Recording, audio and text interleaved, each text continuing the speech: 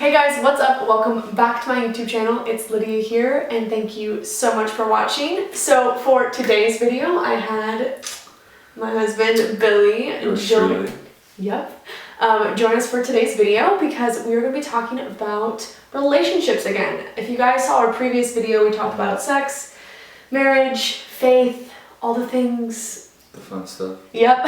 It was an awesome video, so if you guys want to go watch that, feel free to do so. But for today's video, we are going to be talking about how to create and maintain physical boundaries. Today's topic. Oh my God. Today's topic that we are going. Yeah. So today's topic that we are going to be talking about is how to create and maintain healthy physical boundaries within a relationship. Yep. And mind you, we are talking about dating relationships or Yes. you're engaged. Yeah. Obviously, physical boundaries aren't really a thing when you're married, so free for all. Hey. But we're just gonna jump right in, so settle in and let's get started. So the first thing we're gonna do is we're gonna talk about how to create physical boundaries, and then we're gonna kind of just list through how to maintain that. Yeah. So the first thing we're gonna talk about, Billy's just gonna add on a few things. I'm mainly just going to be talking a lot because that's what I do anyways. But the first thing is you have to create your guys' why. You have to know why you are doing it. Why do you want boundaries? Why are you creating them? What are you fighting for? And what are you trying to protect? And usually what you're trying to protect is sex. You want to save it for marriage and make it sacred, special, and beautiful for that first night together. And yeah, that's kind of the main thing. Anything to add to that? Oh yeah, that's definitely, if you don't know your why, then it's easier to fall into temptation. It's easier to fall into the moment, but in the moment, your why is what actually sustains the purity of what you're fighting for. It's the foundation. So like, if you're yes, I want to stay pure. Okay, but why do you want to stay pure? Why does that matter to you? Finding out why that matters to you, what is worth fighting for in that is... No, it's so good. Beautiful. Okay, the next thing is you have to know yourself. You have to know what turns you on, what makes you in the mood, and what makes your partner in the mood. The reason why you have to know what gets you in the mood or what turns you on is because one door can always open to the next. The next thing, that one thing becomes okay. It used to be scary, but like, oh, we've done it so much, now it's comfortable, now it's fine. Then the next thing becomes more comfortable and fine. And then it goes on, and it's a chain reaction. So you really have to know what you can take personally, and that's it. You just have to really know yourself, be self-aware within a relationship. For sure. Yeah? Yeah. Boom shaka? Yeah, with that, like, a buddy of mine, he talked like, he couldn't cuddle with his, not friend, haha. He couldn't cuddle with his girlfriend after 10 p.m. because after 10 p.m. he knew his own body, and if he cuddled he would want more, and then he didn't trust himself, and because he valued the relationship, he was like, I actually really want to cuddle you, but I know that's going to lead to other things. And so and it's important to acknowledge that it's okay to want that, to not shame that desire, but how to protect the desire together. Boom! Okay. Bang! The next thing is do what works best for your guys' relationship. I would compare like what other people were doing physically. Like, oh my gosh, they can't handle this, but we can cuddle. Am I doing something wrong? So just remember, like, obviously, the majority, the headline for this is don't have sex before marriage. That's just what we believe. And we believe that's the most life-giving thing for any relationship. But so like, I'm not trying to say do what works best, have sex. That's not what I'm saying. I'm saying do what works best for you to protect that. Yeah, and with that, you have to be honest with yourself completely, because it's a slippery slope, because then like, oh yeah, they can't do this, but we can, but then you really can't, but you're just using that as an excuse to actually jump into this and not hold yourself accountable for what you should be holding yourself accountable for. And so just be honest with yourselves. Super good. That's something that we definitely did. Yeah. We weren't perfect, but we definitely worked really hard on keeping our physical boundaries good. All right. The next thing is honor each other's limits. This is so vital and so important. Like, if me and Billy weren't on the same page, like say like something really got Billy going, but I didn't feel that arousement at all. You can't be selfish in the matter, be like, oh, I'm just going to do it anyway. You have to honor and protect the other person so they don't lead you or they don't stumble. So you have to just really know how to honor each other in that way. Yeah. I mean, I don't really have anything to add on to that. That just short, sweet, simple. Valuing the other person over yourself. Lose your ego a little bit. Yeah. Yeah. Very important.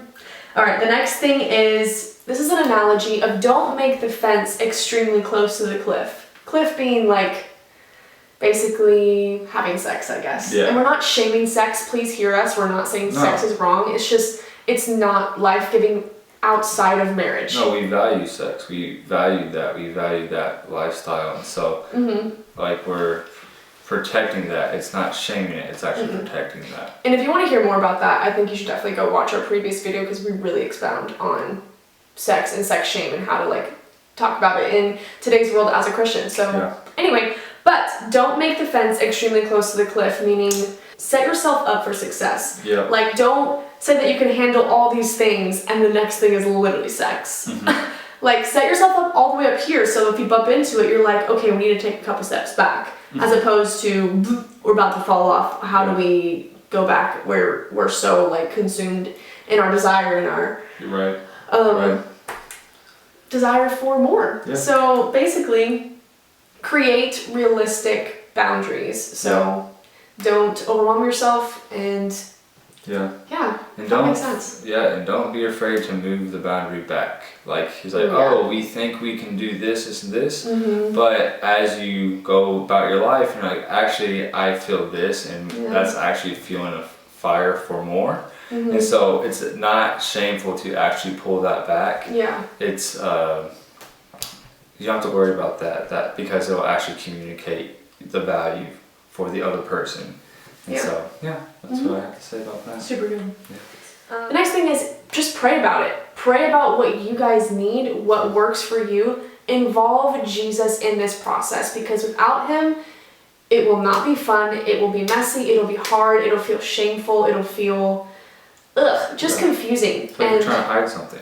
Yeah. And obviously we want, the heart of this is to stay pure. So we're not trying to say, do whatever you want besides sex. No. The heart of it is to stay pure in where your hands go, and where your mind goes where you're making out. So that's the point of it. But Jesus is what's going to lead you in that and through that process together. So that's very, very important. Powerful. Yeah, I think I got that. Okay. The next thing is allow holy conviction to lead you. Yes. Which is from Jesus, which is from the Holy Spirit. Because shame is not from God. Conviction and shame are completely different. Conviction says I'm doing something wrong. Shame says you are something wrong. Yep. So just remember that when you and your significant other or are processing physical boundaries. Is it shame or is it conviction? Obviously, if it's something that is really wrong in the physical expression before marriage, then obviously, like, common sense here. But I remember I really, really struggled with a lot of shame in our relationship. So that was something I really had to work through with the Lord and with Billy. So yeah, that's good. Hitting it. She's hitting these right on the head, doing fantastic. Doing her thing over here. All right, so now we're going to transition and talking about how to maintain those healthy physical boundaries in your relationship. Because we just talked about how to create it, what our tips are, what we feel like worked for us. And now this part is going to be quicker. It's going to be like bang, bang, bang, boom. Boom. All right, so the first thing is remind each other of your why. So if one of you is just kind of like, oh, let's just do more. Like, why can't we just do it? Hopefully it's not like, there could be some red flags there, but like, if sometimes you can just get lost and get carried away in a moment, sometimes you'd be like, hey, babe, we need to stop. Remember why we're doing this. Remember, like, what we're protecting, what we're fighting for. I'm good. All right, so the next thing is, which I think is so, so important, is have accountability. Have accountability with each other, right? Keep each other accountable, but you're not strong enough just to do it on your own. Have a spiritual mentor, have a pastor, have a couple who's a good friend in your church, or maybe it's your brother or sister, maybe it's, I don't know, just someone that you trust, that is healthy, that has a thriving relationship that you look up to, will be great people to keep you accountable. 100%. And accountability is truth. And accountability isn't like, oh, we're going to make you feel good. Accountability is reminding you of who you are and believing in your guys' strength in a relationship and how to do it well. Yeah. So, perfect. Yeah. Yeah. That's good. That's good again. Yeah. Okay. So good. The next thing is willpower. Yeah. AKA self-control. Yeah. This is one of the things that I really kind of get rowdy about, is because I hear all these excuses like, oh, like, you know, we just got carried away, and like, I don't know, like her shirt came off and then I just took off his pants, and like, oh my gosh, like, yeah.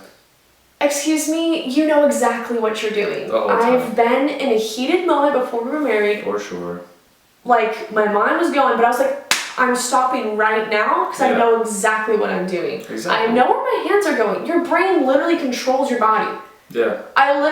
There's grace, but I have a hard time with that one, because self-control is a real discipline, and it's something that you work for and you choose. So having a strong willpower together is how you can maintain healthy physical boundaries in a relationship. So. Yeah. Yeah? You're just hitting, keep going. No, I know. It's I just want to make sure. Yeah. The next thing is, don't focus on the little picture. Meaning, when you're in a relationship, realize that you're working towards forever. Right. Something my dad told me, he was like, you know, you're so focused on this one little moment, but you're forgetting the 20, 30, 40, 50 years that you're dreaming about. And you're so worried and longing for this thing. But have vision. Step back and be like, okay, I actually need to be more mature about this, and realize, like, if we're fighting for a marriage, we want a marriage, we're engaged to be married, any of the above. Like, that's your whole life together. You have your whole life to do so many incredible things. Physically and emotionally and all the things. But I think that's kind of how I would do it. Yeah. So how to maintain it is remind each other of your why, have accountability, have strong willpower, practice self-control together.